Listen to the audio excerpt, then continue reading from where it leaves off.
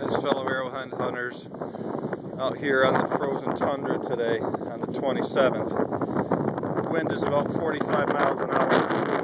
It's a struggle for survival, but I think I scored on something. I see some stone here that looks worked. Part of Arrowhead hunting is suffering. I guess it's part of being a good Catholic. You gotta suffer in life. But when you do, it's sometimes worth it. Well, that's worth suffering for. Good looking point. I'll take it. First one of the adventure today. See what else we can turn up out here.